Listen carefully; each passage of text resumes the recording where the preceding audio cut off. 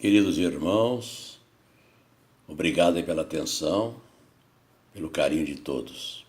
Vamos a mais um estudo no dia de hoje. Falar sobre o Livro dos Médiuns. Deixa eu arrumar aqui melhor. Assim, melhorou. Livro dos Médiuns, codificado por Kardec em 15 de janeiro de 1861. Vamos falar sobre a mediunidade, vamos falar de médiuns, ou guia dos médiuns e dos evocadores, ensino especial dos espíritos, sobre os estudos de todos os gêneros de manifestações, os meios de comunicação com o mundo invisível, o desenvolvimento da mediunidade, as dificuldades e os tropeços que se podem encontrar na prática do espiritismo. Lembrando que antes da codificação da doutrina espírita, qualquer pessoa que tinha lá sua mediunidade bastante aflorada, ou que era sensitivo, enfim, era considerado bruxo, feiticeiro. Aí a Igreja Católica já mandava para a fogueira, enfim. A partir da terceira revelação, graças a Deus, graças ao nosso grande Mestre Jesus, que nós tivemos então o conhecimento filosófico, científico e religioso sobre o mundo espiritual e o mundo físico. Então, vamos falar sobre mediunidade e espiritismo. Lembrando daquela frase que está no Evangelho segundo o Espiritismo, no capítulo 6, item 5, quando o Espírito da Verdade, através de Kardec, nos fala e nos recomenda: Espíritas, amai-vos, eis o primeiro ensinamento. Instruir-vos, eis o segundo. Então, meus irmãos, o estudo da doutrina espírita é muito importante para todos nós. Para conhecer a doutrina tem que estudar. Eu sempre lembro que eu já sou espírita, estou querendo ser espírita desde 1962. E confesso aos meus queridos irmãos que praticamente eu ainda estou em estudo. Lembrando até porque a vida é um eterno aprendizado. E eu quero aprender muito mais. E quero também fazer o repasse dos meus estudos, do que eu aprendi, do que eu estou aprendendo e compartilhar com todos. Nós, espíritas, somos considerados, através dos mentores, trabalhadores de última hora, que está no Evangelho segundo o Espiritismo, na página 353, este comentário. Os obreiros que chegaram na primeira hora são os profetas, Moisés e todos os iniciadores que marcaram as etapas do progresso, as quais continuaram a ser assinaladas através dos séculos pelos apóstolos, pelos mártires, pelos pais da igreja, pelos sábios, pelos filósofos e, finalmente, pelos espíritas. Então, somos nós, trabalhadores de última hora. Olha a nossa responsabilidade perante o mundo espiritual, perante a esses mentores maravilhosos e iluminados que vêm do mundo espiritual nos trazer estes conhecimentos. Lembrando, meus irmãos, sem ofender ninguém, somos ainda, sombras a caminho da luz. Porque, lembrando a todos nós, somos espíritos seculares e repetentes.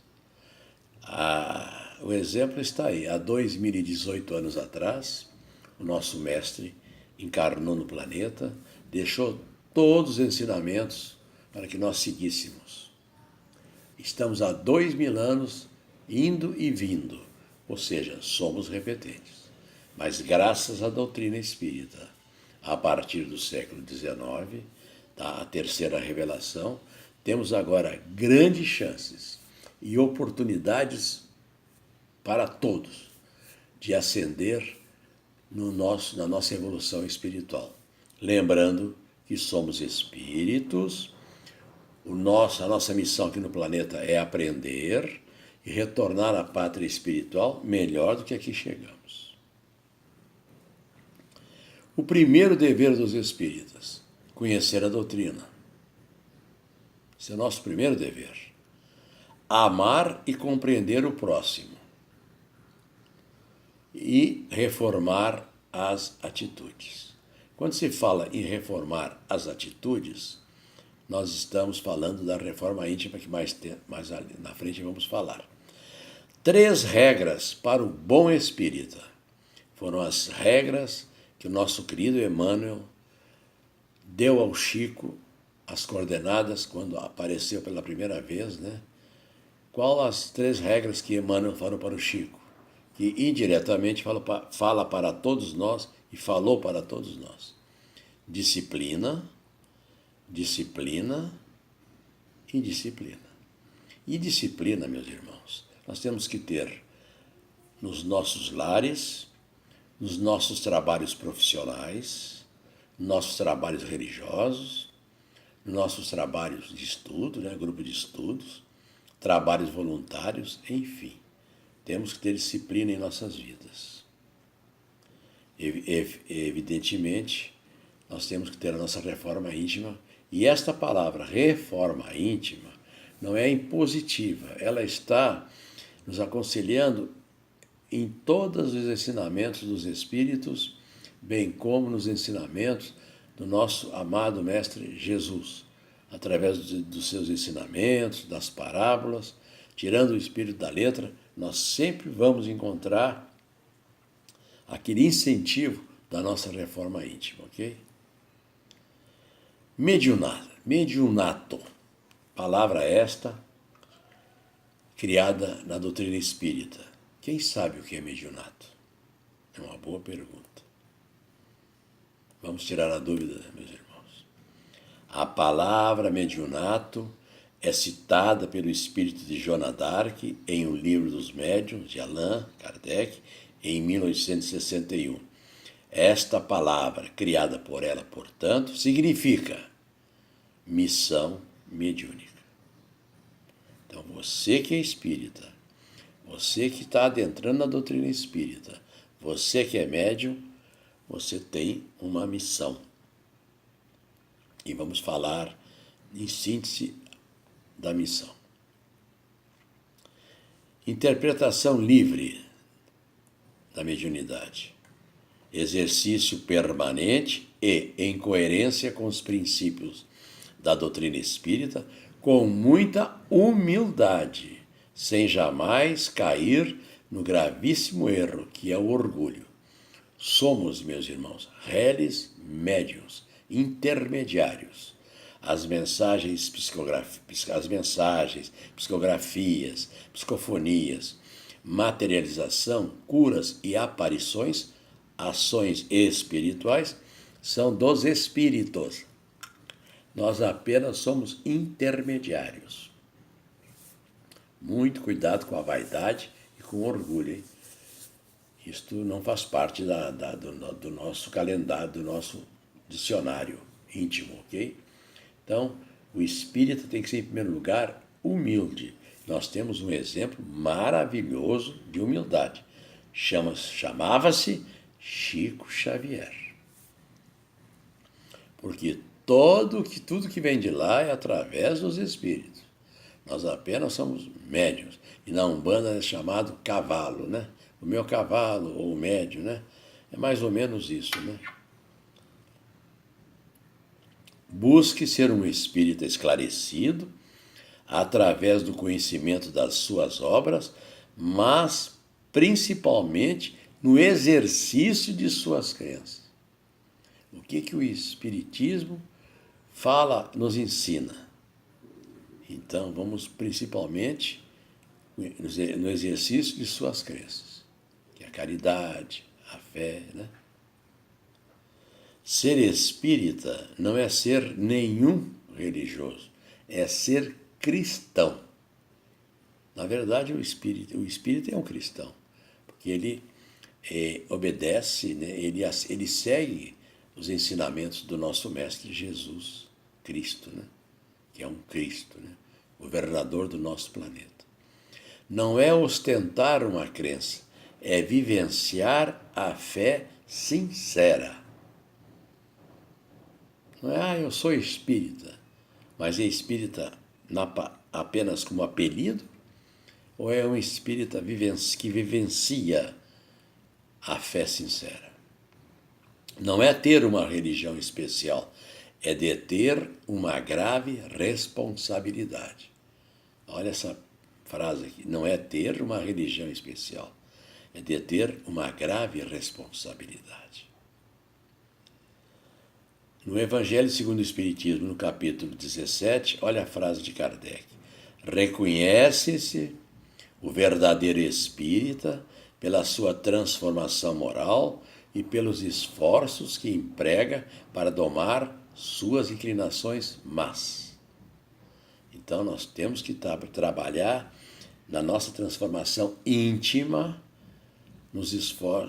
através de esforços, né, o tempo todo, que vamos empregar para domar as nossas inclinações, as nossas más inclinações. Esse é o nosso trabalho constante e contínuo. O aluno de hoje é o trabalhador da casa espírita amanhã. Então, se você está adentrando na doutrina, já faz parte de uma casa espírita, como um simples trabalhador, não importa onde você esteja trabalhando, mas se você está estudando, o aluno de hoje é o trabalhador da casa espírita amanhã. Naquelas palavras do nosso querido André Luiz, quando o trabalhador está pronto, o serviço aparece. Então estude, conheça a doutrina. Mais cedo ou mais tarde, ou muito breve, você já estará trabalhando mediunicamente, se Deus quiser, meus irmãos. Muito importante esta nota que está na página 170 do livro O que é o Espiritismo. Aquele que seriamente deseja instruir-se deve nisto, contudo, ter paciência e perseverança e colocar-se nas condições indispensáveis. De outra forma, é melhor não se preocupar com isso. Esta nota de Kardec é muito importante, que deve estar em nossas mentes o tempo todo. Se nós não tivermos paciência e perseverança e sermos sérios, inclusive quando eu participei da Umbanda, foram 30 anos de Umbanda e 26 de Kardec, eu me recordo que uma entidade falava que espiritismo é coisa séria, para gente séria ou para quem quer tornar-se sério. Obras básicas, né, meus irmãos? Nós temos aí o Livro dos Espíritos, Livro dos Médiuns, o Evangelho segundo o Espiritismo, o Céu e o Inferno, a Gênese. Temos também obras complementares ou subsidiárias, principalmente as obras de Chico Xavier, por exemplo, as obras de André Luiz, aquela coletânea que vai do nosso lar até a vida continua, estudos maravilhosos sobre o mundo espiritual. Tá?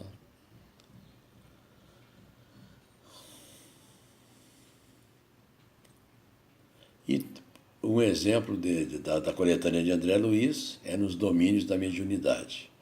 É um livro bastante sugestivo, junto com Os Mensageiros, tá? E Nos Domínios da Mediunidade, para que vocês tenham conhecimento sobre mediunidade. E, evidentemente, a Revista Espírita começou em 1858 e foi editada até 1869. Fazendo uma recordação rápida, né? Princípios básicos do Espiritismo. A existência de Deus, força suprema, causa primária de todas as coisas. imortalidade da alma, reencarnação, comunicabilidade com os espíritos, é o que nós estamos estudando nesse estudo de hoje, pluralidade dos mundos habitados. Então nós temos Deus, imortalidade da alma, reencarnação, comunicabilidade dos espíritos e pluralidade dos mundos habitados. E a moral espírita, que é o Evangelho de Jesus.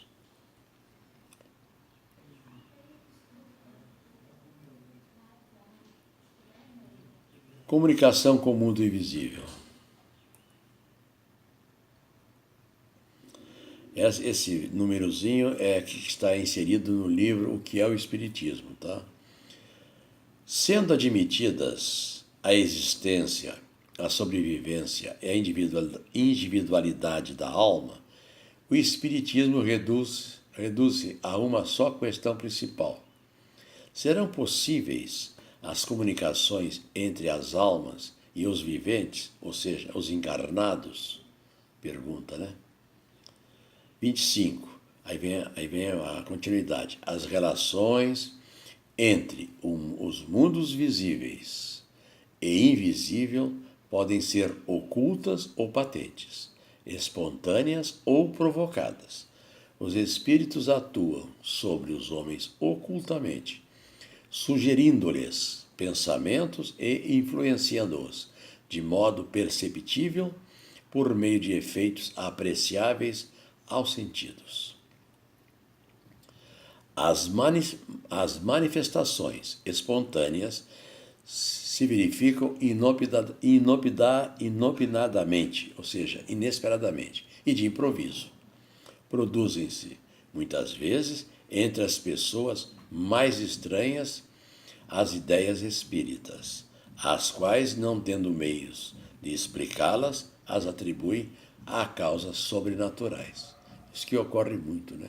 Quando você não tem conhecimento, diz que a pessoa é feiticeira, é bruxaria, é coisa do além, né? Que não deixa de ser também, né? As que são provocadas dão-se por intermédio de certos indivíduos dotados para isso de faculdades especiais e designados pelo nome de médiuns. Essa é uma palavra que Kardec inseriu até na gramática francesa, tá? São palavras que foram patenteadas por Kardec. Estamos fazendo uma abertura rápida. Médiuns, mediunidade, espiritismo, reencarnação, tudo isso palavras patenteadas por Kardec no século XIX, mas que é encontrada em Bíblias que é milenar. É incoerente essas afirmativas, né? 26. Os espíritos, baseado no livro que é o Espiritismo, tá? Mas falando sobre a mediunidade, o livro dos médiuns. Os espíritos podem se manifestar-se de muitas maneiras diferentes. Pela vista, pela audição, pelo tato, produzindo ruídos e movimentos de corpos, pela escrita, desenho, música, etc. Então, as manifestações, ela vem de muitas maneiras diferentes. Não te preocupa, meu irmão, que tipo de mediunidade você tem. Deixa correr o tempo. Mais cedo ou mais tarde, hoje ou amanhã, você vai ver se você vai pela audição, se você vai pela escrita, pelo desenho, pela música, enfim. 34. As manifestações dos espíritos são de duas naturezas: efeitos físicos e comunicações inteligentes. Os primeiros são os fenômenos materiais ostensivos, tais como os movimentos, ruídos, transporte de objetos, etc. Os outros consistem na troca regular de pensamentos por meio de sinais da palavra e principalmente da escrita, que é a psicografia, né? Que é o mais usual, né? na doutrina. Na 35, as comunicações que recebemos dos espíritos podem ser boas ou más. justas ou falsas, profundas ou frívolas, consoante a natureza dos que se manifestam. Os que dão provas de sabedoria e erudição são espíritos adiantados no caminho do progresso. Os que se mostram ignorantes e maus são os ainda atrasados, mas que, com o tempo, hão de progredir. Tá? Os espíritos só podem responder sobre aquilo que sabem segundo seu estado de adiantamento e ainda dentro dos limites do que lhes é permitido. Dizer-nos porque há coisas que eles não devem revelar, por não ser ainda dado ao homem tudo a conhecer. Ou seja, meus irmãos, quando quem quer que esteja encarnado passa para o mundo espiritual, ele passa com a mesma capacidade, com o mesmo QI, com a mesma inteligência. Por exemplo, eu estou há 56 anos na doutrina, na prática do espiritismo. Não quer dizer com isso que eu já seja um mestre. Se nesta noite, agora, eu retorno à pátria espiritual, eu vou ter o mesmo conhecimento mínimo que eu tenho. Né? Se porventura eu tivesse a oportunidade, a orientação de fazer uma psicofonia e me fizessem perguntas, eu só poderia responder o que eu sei. Ok? Isso acontece com todos os espíritos.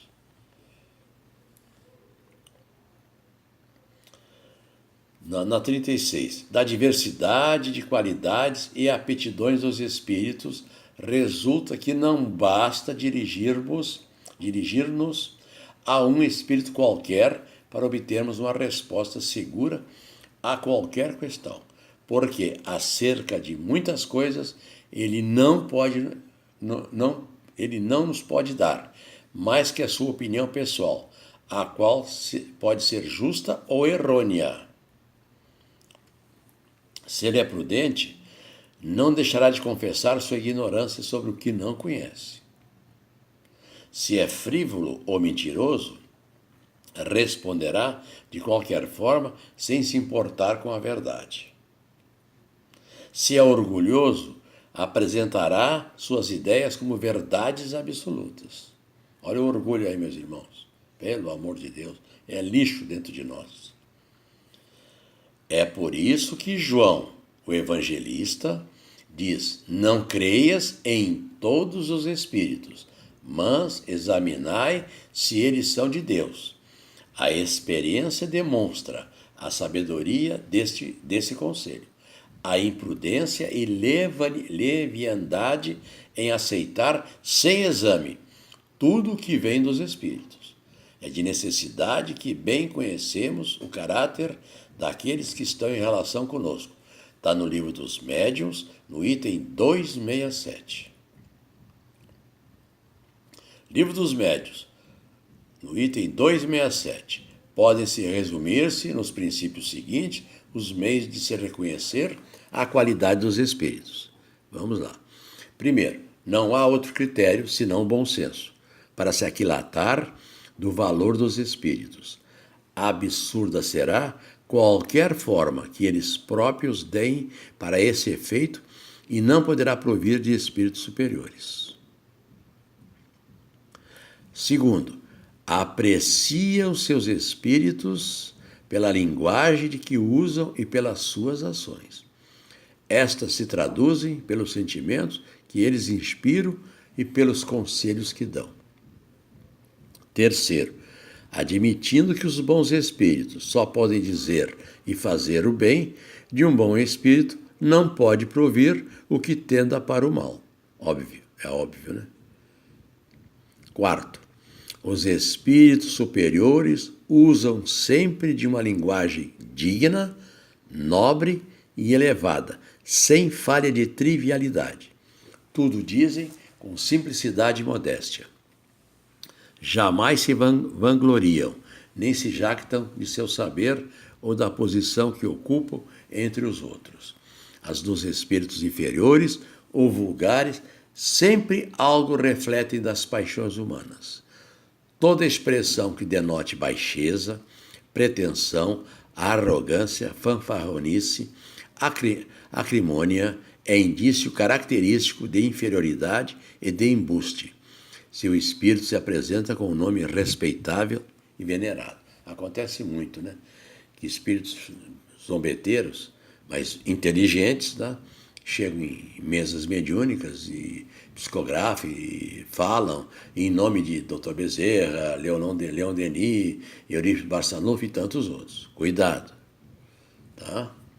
Então a linguagem dos espíritos superiores sempre vem digna, nobre, elevada e sem falha de trivialidade, tudo dizem com simplicidade e modéstia. E jamais se vangloriam, nem se jactam de seu saber ou da posição que ocupam entre os outros. Devemos sempre estar calmos e concentrados quando entrarmos em comunicação com os espíritos. Nunca se deve perder de vista que eles são as almas dos homens e que é inconveniente fazer do seu trabalho um passatempo ou pretexto de divertimentos. Se lhes respeitamos os despojos mortais, maior respeito ainda nos deve merecer como espíritos. As reuniões frívolas, sem objetivo sério, faltam a um dever. Os que as compõem esquecem-se de que, de um momento para outro, podem entrar no mundo dos espíritos e não ficarão satisfeitos se os tratarem com pouca atenção. O fim providencial das manifestações é convencer os incrédulos de que tudo para o homem não se acaba com a vida terrestre e dar aos crentes ideias mais justas sobre o futuro. Os bons espíritos, vou dar mais uma arrumada aqui.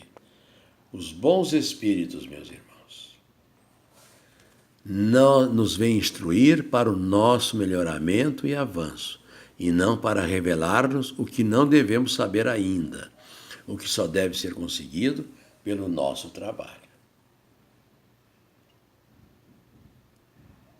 Se bastasse interrogar os espíritos para obter a solução de todas as dificuldades científicas ou para fazer descobertas e invenções lucrativas, todo ignorante podia tornar-se sábio.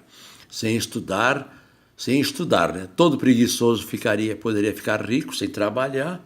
É o que Deus não quer. Os espíritos ajudam o homem de gênio, pela inspiração oculta, mas não eximem do trabalho nem das investigações, a fim de lhes deixar o mérito. É importante esse slide aqui. Vamos falar dos médiuns. Aí eu coloquei aí 3 médiuns que eu recomendo. Divaldo, Raul Teixeira e o nosso querido Chico, né? Entre tantos outros.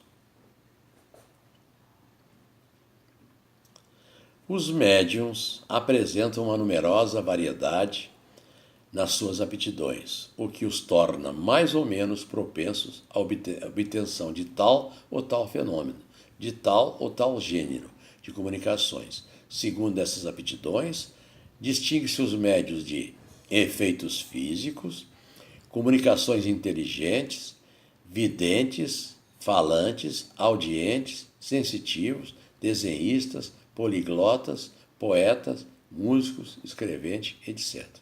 Então, vários tipos de mediunidade. Não se pode esperar de um médium o que está fora da sua faculdade.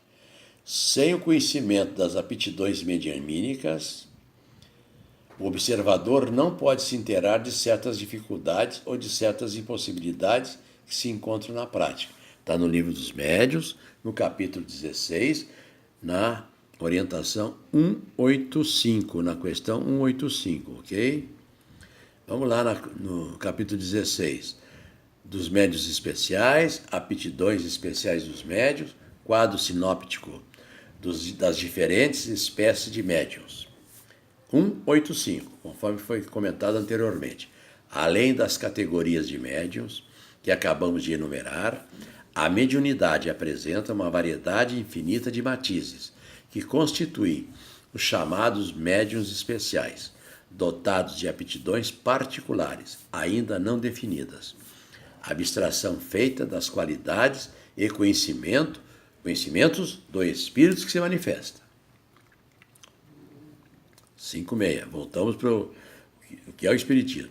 De todos os meios de comunicação, a escrita, ao mesmo tempo, o mais simples, o mais rápido e o mais cômodo e que permite mais desenvolvimento é também a faculdade que se encontra mais frequentemente. A maioria dos médios, quase que 70% ou até 80%, são de psicografias, ok? No 56, o médio escreve sobre a influência dos espíritos que se servem dele como um instrumento. Sua mão é arrastada por um movimento involuntário que, o mais das vezes, não pode dominar. 59. O médium não tem mais que a faculdade de se poder comunicar, mas a comunicação efetiva depende da vontade dos espíritos. Se estes não quiserem manifestar-se, aquele nada obterá. Será qual instrumento sem músico que o toque. Visto que os espíritos só se comunicam quando querem ou podem. Não estão sujeitos ao capricho de ninguém. Nenhum médium tem o poder de forçá-los a se apresentarem. E o Chico nos lembra, o telefone só toca de lá para cá. Você não adianta chegar lá na mesa mediúnica, agora vou incorporar o fulano, vou incorporar aqui o doutor Bezerra, vou chamar o fulano. Não é assim, não. O telefone só toca de lá para cá. Quando eles querem, quando podem, ou quando nós estamos capacitados mediunicamente, ou naquele momento estejamos em condições de receber aquela mensagem. Então, lembrando, o telefone só toca de lá para cá. 63. É um erro acreditar-se que basta ser médium para receber com igual facilidade comunicações de qualquer espírito. Não existem médiuns universais para as evocações, nem com aptidão para produzir todos os fenômenos. Os espíritos buscam, de preferência, os instrumentos que lhes sejam mais apropriados. Impor-lhes o primeiro médium que tenhamos à mão seria o mesmo que obrigar uma pianista a tocar violino, supondo que, por saber música, pode ela tocar qualquer instrumento. Maravilha de exemplo que Kardec nos dá aí. Preparação para a sessão mediúnica. Ambiente calmo e harmonioso. Leitura de um livro ou Evangelho segundo o Espiritismo, preces inicial e durante. E aí eu recomendo este livro de Conduta Espírita, da FEB, psicografado por Valdo Vieira. Na mensagem 4, que é a Conduta Espírita, fala do médium.